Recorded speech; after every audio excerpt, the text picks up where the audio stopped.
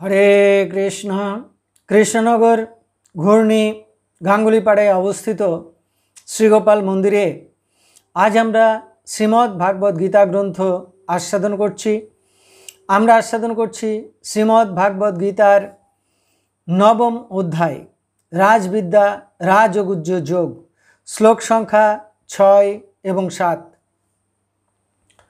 ওং অখণ্ডমণ্ডলাকারং ব্যাপ্তং যেন চরাচরং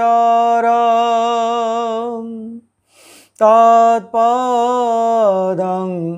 দর্শিতং যেন তস্मै শ্রী গুরবে নমঃ। ওং নমো ব্রহ্মণ্যদেবায় গো ব্রাহ্মণহিতায় চ জগদ্ধিতায় কৃষ্ণায় গোবিন্দায় নমো নমঃ। ওং নারায়ণং নমস্কৃত্যং নরং চৈব নরোত্তমং দেবীং সরস্বতীং ব্যাসং ততো জয়মুদীরয়ে।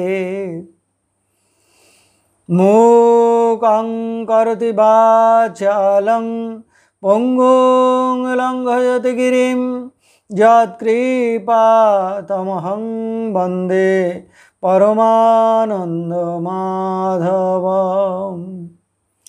ওং সর্বমঙ্গলমঙ্গলে শিবে সর্বার্থ সাধিকে শরণ্যে ত্র্যম্বকে গৌরী নারায়ণী নমস্তুতে। হরি ওম তৎসৎ। কৃষ্ণনগর ঘূর্ণি গাঙ্গুলিপাড়ায় অবস্থিত শ্রীগোপাল মন্দিরে আজ আমরা শ্রীমদ্ ভাগবত গীতা গ্রন্থ আস্বাদন করছি। আমরা আস্বাদন করছি অধ্যায় 9 রাজবিদ্যা রাজগুজ্জ যোগ, শ্লোক সংখ্যা 6। যথা আকাশ স্থিত নিত্যং বায়ুঃ সর্বত্র গ মহান তথা সর্বাণি ভূতানি মতস্থানি ইতি উপধারয়। এখন আমরা এই শ্লোকটির অন্তর্গত শব্দগুলির অর্থ জেনে নেব।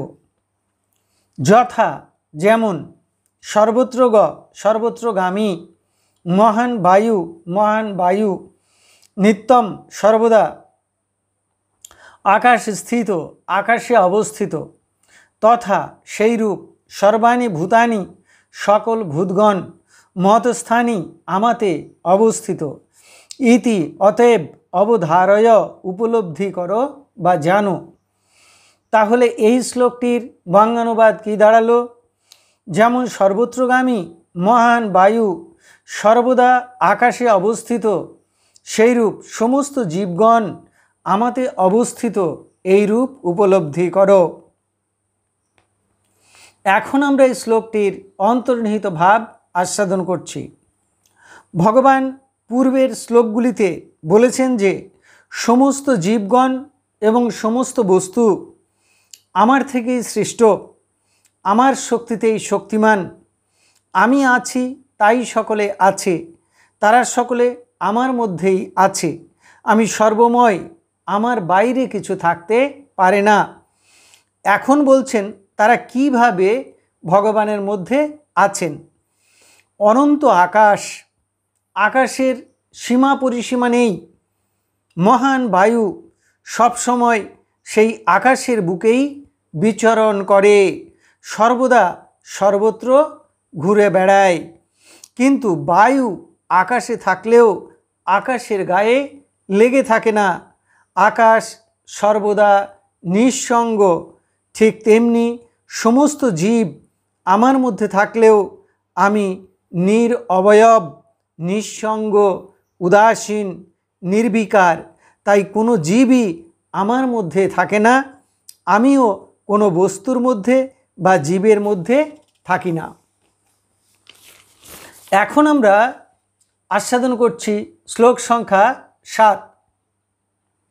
সর্বভূতানি কৌন্তেয় প্রকৃতিং জানতি মামিকাম কল্পক্ষয়ে পুনস্তানি কল্পাদৌ বিসৃজাম্যহম।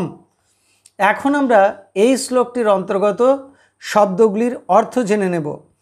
কৌন্তেয়, হে কৌন্তেয়, হে কুন্তিপুত্র, কল্পক্ষয়ে, কল্পের শেষে প্রলয়কালে, সর্বাণি ভূতানি, সকল জীব, মামিকাম, আমার, প্রকৃতিং জানতি, প্রকৃতিতে লীন হয়ে যায়, পুনঃ, পুনরায়, কল্পাদৌ, কল্পের শুরুতে, অহং, আমি, তানি, তাদের, বিসৃজামি, সৃষ্টি করি।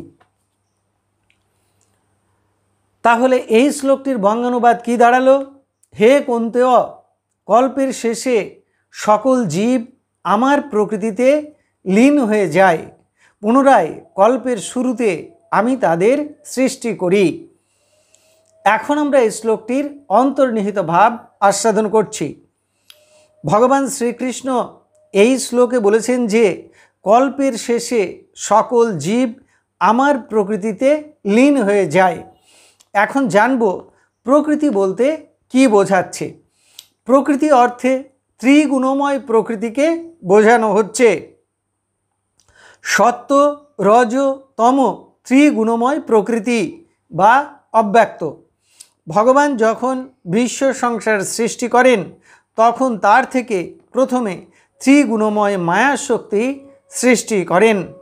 এই ত্রিগুণময় মায়াশক্তি থেকে মহৎ তত্ত্ব সৃষ্টি হয়। মহৎ তত্ত্ব থেকে অহংকার তত্ত্ব সৃষ্টি করেন ভগবান। অহং তত্ত্ব থেকে পঞ্চ তন্মাত্র এবং পঞ্চ মহাভূত সৃষ্টি হয়। আবার অহং তত্ত্ব থেকে মন, পঞ্চ কর্মেন্দ্রিয় এবং পঞ্চ জ্ঞানেন্দ্রিয় সৃষ্টি হয়।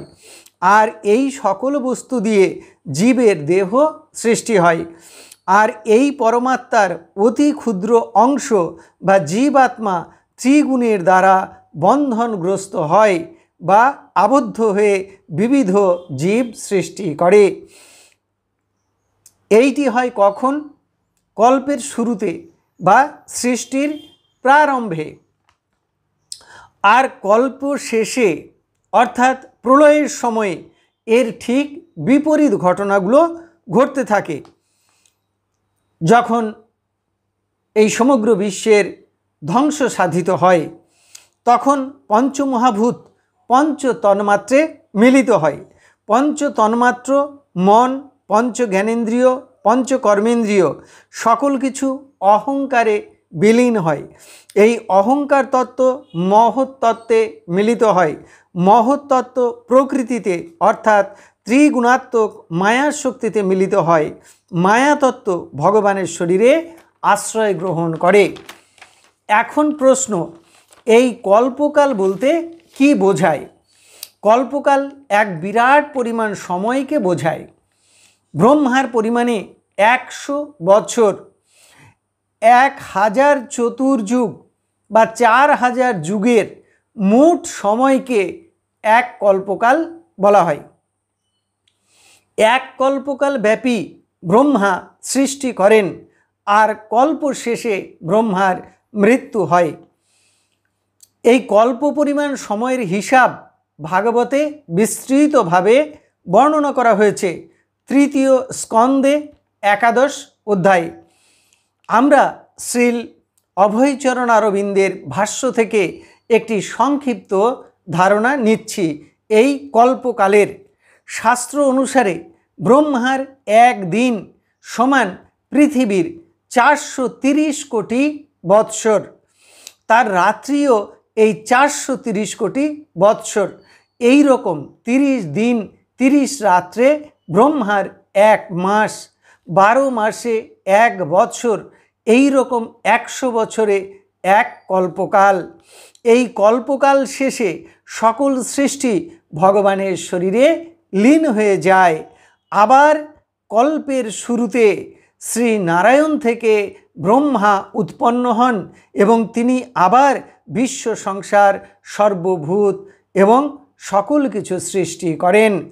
এই সৃষ্টি স্থিতি প্রলয় সব ভগবানের ইচ্ছাতেই সংঘটিত হচ্ছে। তাহলে এতক্ষণ আমরা শ্রীমদ্ ভাগবত গীতার নবম অধ্যায়ের 6 এবং 7 সংখ্যক শ্লোক দুটি আস্বাদন করলাম। এখন আমরা শ্রীমদ্ ভাগবত গীতার মাহাত্ম্য পাঠ করছি। শ্রী ভগবান উবাচ গীতা নামানি বক্ষ্যামি গুহ্যানি শৃণু পাণ্ডব কীর্তনাৎ সর্ব পাপানি বিলয়ং যান্তি তৎক্ষণাৎ।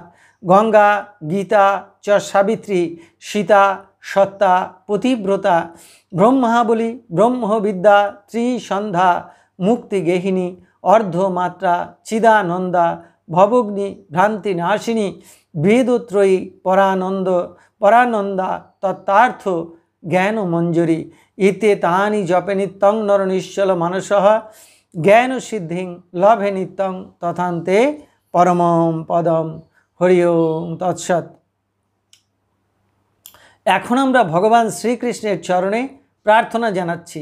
হে কৃষ্ণ কৃপা সিন্ধু, এই নাও তুমি আমার দেহ, এই নাও তুমি আমার মন, এই নাও তুমি আমার প্রাণ, এই নাও তুমি আমার আত্মা, এই নাও তুমি আমার জীবন যৌবন যথা সর্বস্ব।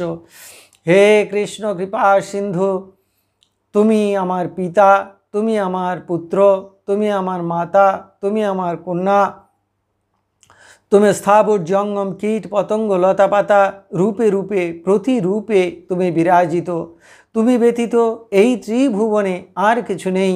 হে কৃষ্ণ কৃপা সিন্ধু, তোমার আতুল চরণে শুদ্ধা ভক্তি দাও, ব্রহ্মজ্ঞান দাও, সকলের কল্যাণ করো, সকলের মঙ্গল করো। হরে কৃষ্ণ।